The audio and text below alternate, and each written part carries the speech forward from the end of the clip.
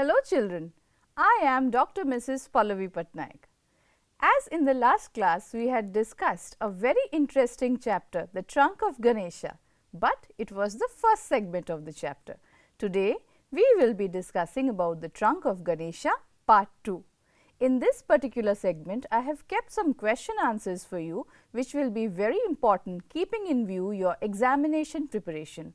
I am sure all of you have remembered the story and the question answers that we had completed in the last segment. So, now keep your copies and pencils ready so that you can note down whatever you find important in part 2, Trunk of Ganesha, a very interesting chapter. Now, this particular section is written by Jayanta Mahapatra. So, I am sure all of you now would have an idea how superstitious we Indians are. Without discussing more, let us go into the questions. Now, as I said, this is the part 2 of the story. Now, question and answers. We continue with question and answers. Look at the first question, children. What is the first question? Why did Govinda tell his son to sit in the workroom? Now, Govinda Maharana is the idol maker. Why did he ask his son to sit in the workroom? What will be the answer? Govinda wanted to know who the intruder was, so he told his son to sit in the workroom. This is the answer, children. Let me make it very clear that you can use your own words while framing your answers, but this should be the content of the answer. Now, moving on to the next question. Why did he choose that particular place to sit? What will be the answer, children? He chose that particular place to sit because from there they could observe the door, the window and the image at the same time. So, the place was chosen keeping in view its convenience. Moving on to the next slide, few more questions. Was Ranju awake all through the night?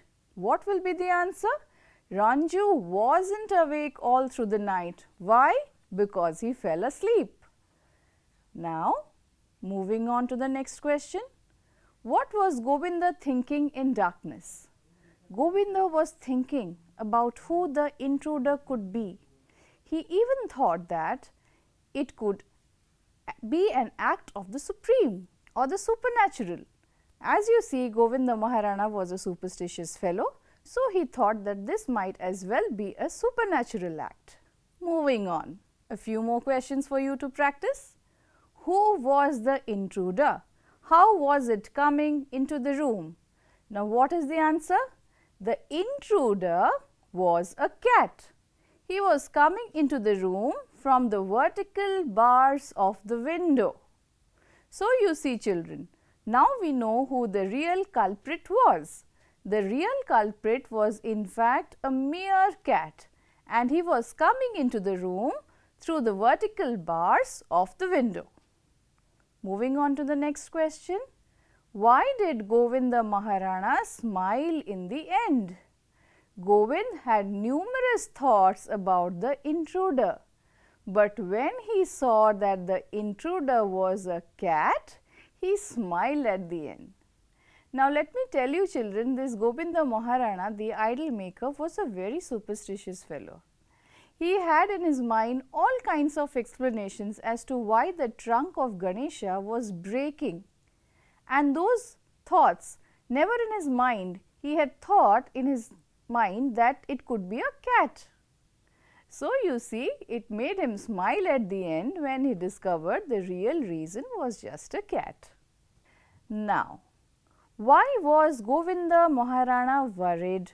What thoughts came to his mind? Govinda Maharana was worried because the trunk of the Ganesha idol he had made was broken. His mind was full of thoughts, especially of the superstitions. He first thought he had no right to interfere in the private life of the gods. Then he thought that he was not as good as his father, who made the best idols. He also thought that the gods were angry with him and thus they punished him. So, see children, here we analyze the thoughts of Govinda Maharana. By nature, he blindly believed on superstitious practices, and that was why he thought of several reasons. He first thought maybe he is not as good as his father, that is why the gods are punishing him. Secondly, he thought that maybe it was an act of the divine, and he had no right to poke and pry into the lives of the people he knew, and that was why probably the idols was breaking down, especially the trunk. What was Sulochana's reaction to the breaking of the trunk? So children, we had known in the earlier segment that Sulochana was the wife of idol maker Gobinda Maharana. So what was Sulochana's reaction to the breaking of the trunk? Let us see what the answer is. Sulochana was a good woman and trusted her husband's hard work. When Govinda told her about his situation, she too got worried. She thought that it was because of his age he was not able to make the idol the way he used to make it earlier. She thought that probably Gobinda Maharana's eyesight was getting weak. Now look at Sulochana's point of view. She was a good woman. She believed in her husband's abilities, but she thought that as Gobinda Maharana was going into his 60s, he was probably losing some of his eyesight, because of which he was not able to make idols as perfectly as he used to when he was young. And that probably was the reason why the trunk broke down every single time. Now, let us move on to the next question, children. Why was she proud of her husband? How did she value her husband's work? She in this context refers to Sulochana, who was Govinda Maharana's wife. Sulochana was proud of her husband because she knew that he was one of the best idol makers in the town. She often heard people praising about her husband's art of idol making. She knew he was one of the few best craftsmen left in the town. She also took pride in that particular fact. So you see, like a good wife, Sulochana had full faith in Gobinda Maharana's abilities. She knew that Gobinda Maharana was one of the best idol makers in the town, and that his craftsmanship and his skill were unparalleled, and so she took pride in that fact as well, like any good wife would do. Moving on to the next question. Was Govinda Maharana's superstition? What was that? What proof do you get from the story? What was Govinda Maharana's superstitions and what proof do you get from the story? Govinda Maharana was superstitious. When the trunk of the idol broke, he had so many thoughts in his mind. First, he thought that he was doing something wrong by interfering with the private lives of the gods, and then he thought that he was being punished by the gods. Even he did not think of the intruder. He thought that probably it was some supernatural power that had been breaking the trunk of Ganesha. Now children, in this particular aspect of the story, let me remind you of Gobinda Maharana's superstitious nature. He probably thought that he was a meddlesome fellow. He was not only interfering in the lives of the people he knew, but he also took the liberty of interfering in the lives of gods. So he thought that this probably was some divine intervention, that the trunk of Ganesha kept breaking off every time he constructed the idol. He had no idea who the intruder was, and this was something that perplexed Gobinda Maharana a lot. Now children, as I say, always keep your copies and pencils next to you, so that whatever important points you catch in these slides, you will be able to note down as soon as you glance at them. So children, moving on to the next slide. Who helped Govinda in repairing the trunk?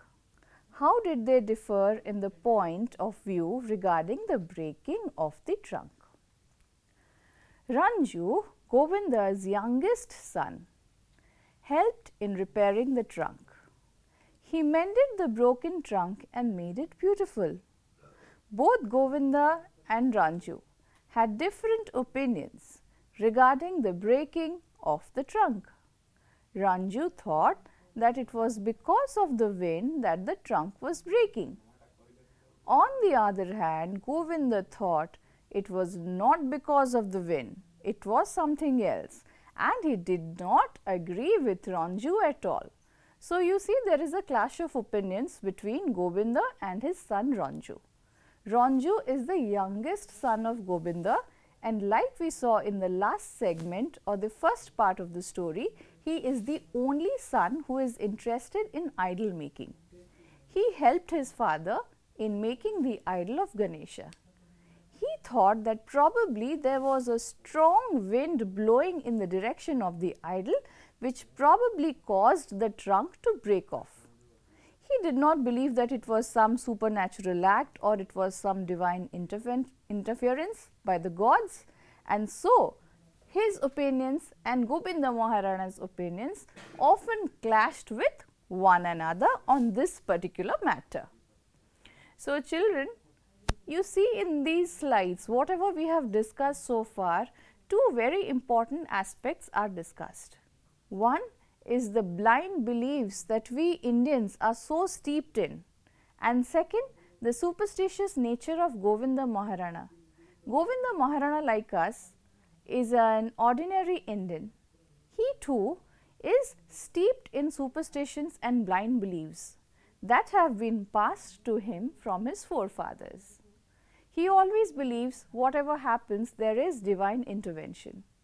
It is an act of God. And when the trunk of Ganesha kept breaking off from the idol time and again, he was sure, he had an internal gut feeling that it was a supernatural act. But like we saw, the intruder was a mere cat. And that was why at the end of the story, Govinda Maharana realizes his foolishness and smiles to himself, knowing how wrong he was. He realizes his mistake, but that is towards the fag end of the story, when he discovers that it is just a cat who is coming through the vertical bars of a window, sliding on the trunk of Ganesha, causing it to break off. So, we see, children, how immature Govinda Maharana was to think of that it was some supernatural act, the gods were angry. Even in the previous section of the story, you will see that Govinda Maharana had several conflicting thoughts in his mind. He was thinking that maybe the gods were angry as he was interfering in their lives. The goddesses were probably angry because he made their figures too slim and they looked very pretty. Or he was using flashy paints to decorate the gods. Probably it was because of all these reasons the gods and goddesses were angry on him and they were punishing him through their divine act. I am sure all of you would have read the story thoroughly from your textbooks. If you haven't so far, make it a point after watching these episodes to browse through your textbook and underline the important points of the story so that it will help you during the examination. You don't have to sit and prepare from the very beginning. If you are thorough from now, you will know what is the gist of the story, what is the summary of the story, what probable questions am I going to get, and that will help you smoothly sail through your examination with regards to this particular chapter. So, children, The Trunk of Ganesha by Jayanta Mahapatra is a very interesting story in this regard. I am sure most of you would also have seen superstitious people in your surroundings. Let not any superstition affect you.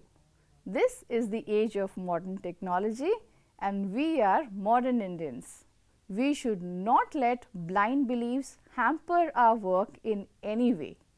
We should forge ahead, think logically, believe our minds, and not old superstitions and blind beliefs. Now, children, as we have discussed these questions, we still have certain more questions to discuss. Let us move on to the next slide. Govinda Maharana thought of many reasons for the broken trunk. What were those reasons? Firstly, Govinda Maharana thought that he was interfering in the private life of the gods, and that is the reason behind the broken trunk. Then he thought that the gods were punishing him. He also thought that this was some supernatural act and that the gods and goddesses were playing with him. He then blamed himself for charging extra money for the idols. Now children, let me explain this to you in simple words. Govinda Maharana was a simpleton at heart. Though he was a superstitious fellow, he was still a villager, a simpleton at heart, and he thought of multiple reasons why the trunk kept breaking off. Like we discussed in the previous slide, he thought that he was interfering in the lives of gods. Secondly, he thought probably he was making the figure of goddesses very flashy and pretty. Thirdly, the use of luminous paints also came into his mind. At the end of the day, when he could not find any logical reason, he convinced himself by saying that probably I am charging too much for an idol, and this was God's way of punishing me for being corrupt and charging too much money for the sale of particular idols, and that is why the trunk keeps breaking off every now and then. That was all that was going on in Govinda Maharana's mind. How did Govinda Maharana solve the mystery, and what did he find is our next question. Govinda was haunted with many thoughts. He thought of many reasons behind the breaking of the trunk.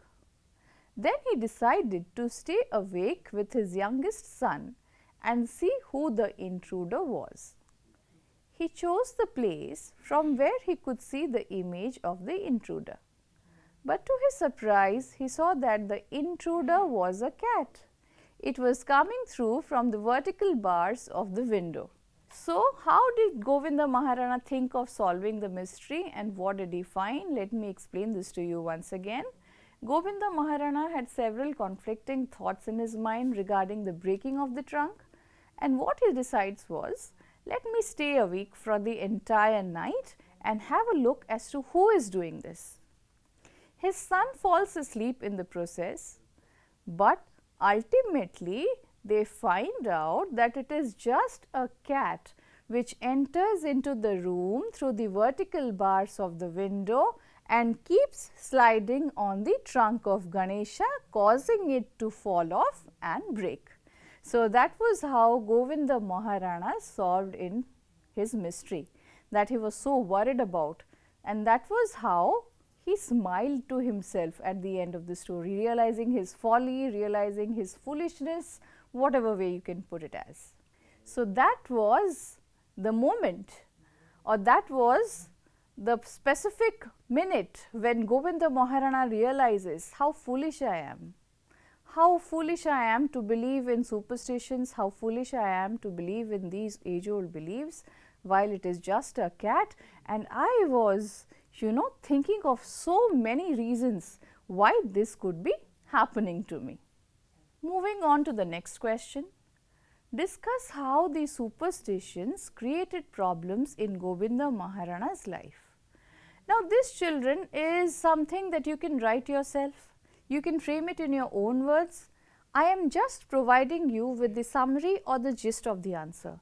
It is completely up to you to frame it in your own special way. Answers should be creative, but they should always be to the point, crisp, and contain the important facts.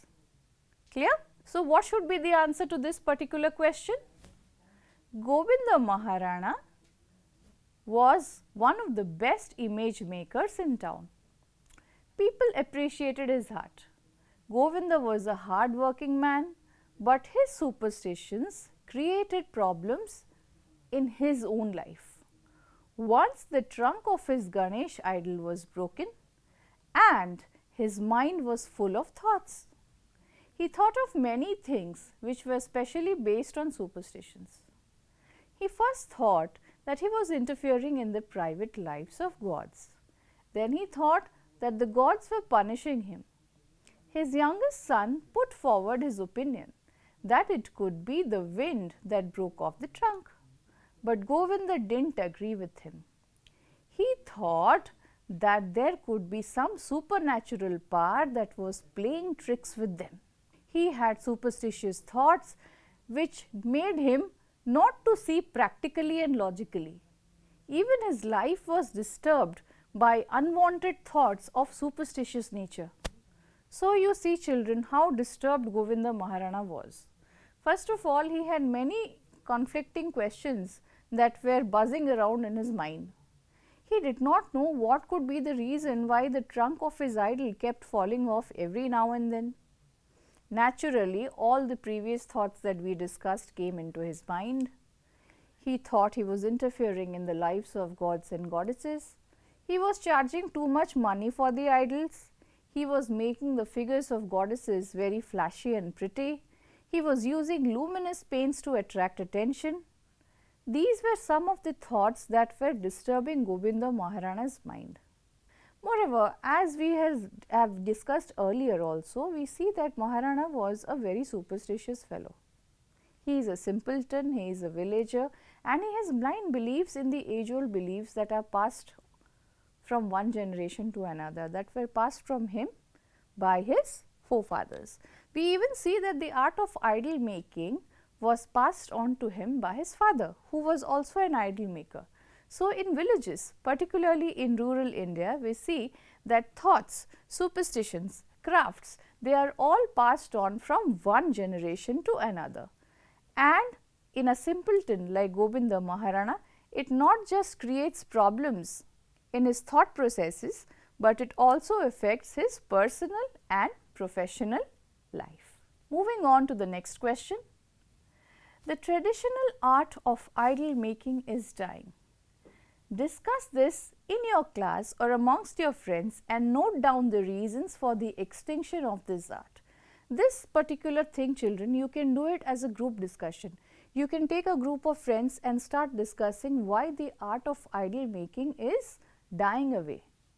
Why nobody is promoting this art? I can give you a few reasons. You can elaborate those reasons, or you can simply frame your own answer. Like I said, answers should be creative. They should be crisp, to the point, but creative in nature. Okay? So, let us see what is the answer to this particular question. Indeed, the traditional art of idol making is dying. In reality, the idol making is one of the arts that show creativity of the makers. There are many reasons why the art is near extinction. The craftsmen do not get enough money for their art. Most of the craftsmen belong to a poor economic background and they need more money. Making idols is their only livelihood they have. Also, nowadays people are not very interested to teach those arts and crafts to the upcoming generation or the next generation. So, these are some of the reasons why the art of idol making is dying away. Especially we will find craftsmen in rural India, but in towns and cities you will not find people who are taking an interest in the art of idol making.